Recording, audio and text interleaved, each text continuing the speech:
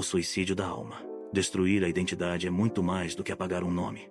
É arrancar a alma de sua forma, é dissolver o espírito em névoas de incerteza, até que o próprio espelho se recuse a devolver um rosto. Foi nesse ponto, após termos subvertido as palavras e feito ruir a lógica, que miramos o coração do ser, o sentido de quem o homem é.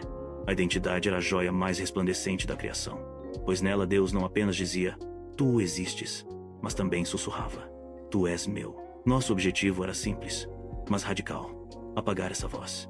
E para isso, primeiro quebramos o espelho, depois trocamos os reflexos. Nosso método não era ruidoso, mas constante como a erosão que transforma montanhas em pó. Bastava inserir a dúvida, dia após dia, até que o jovem não mais se reconhecesse. Criamos, nos subterrâneos da modernidade, uma fábrica de almas ambíguas, seres que duvidam de seu sexo, de sua origem, de sua vocação, de seu destino. Arrancamos deles até mesmo o direito de serem filhos, filhos de um pai, de uma mãe, de um Deus. A identidade, que outrora era uma rocha firme, tornou-se um fluido mutável, um traje de carnaval que se troca conforme a maré dos afetos. Como fomos hábeis, substituímos a filiação divina por identidades de vitimização. Onde antes havia homens e mulheres conscientes de sua dignidade batismal, agora há uma multidão de etiquetas, identidades de gênero, orientações fluídas, tribos digitais, signos zodiacais, lugares de fala. Cada uma dessas novas identidades é, na verdade, uma prisão dourada. O sujeito pensa ter se libertado dos grilhões do passado, mas agora vive acorrentado ao aplauso dos seus iguais, escravizado pela expectativa de aprovação social. Criamos não pessoas, mas personas, personagens que atuam, performam, mas não existem. A mais gloriosa de nossas táticas foi inverter o eixo da verdade. Em vez de buscar quem sou diante de Deus, ensinamos que basta sentir algo para ser. O eu sinto tornou-se o novo eu sou. Se a alma se inquieta, se o corpo arde, se a mente vacila, que se mude o nome, que se rasgue a carne, que se crie uma nova etiqueta. As certezas ontológicas foram substituídas por estados emocionais passageiros.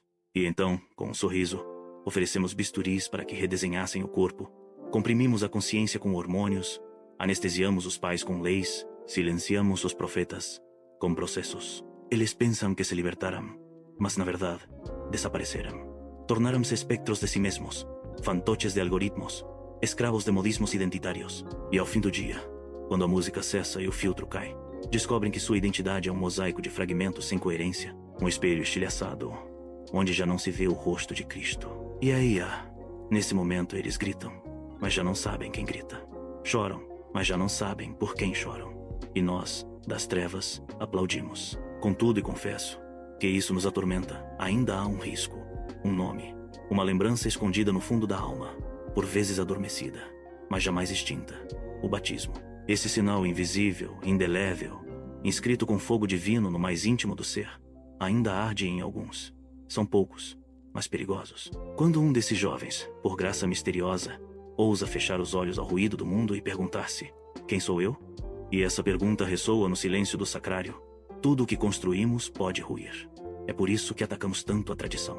É por isso que tememos os jovens que redescobrem o latim sagrado, o canto gregoriano, o silêncio contemplativo, a disciplina moral, a doutrina clara, a cruz ensanguentada de um Deus que morreu por amor. Porque esses jovens, uma vez tocados pela verdade eterna, renascem.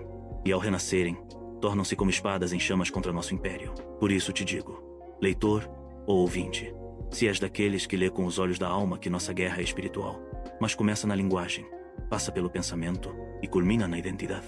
Quem controla essas três chaves, molda o mundo.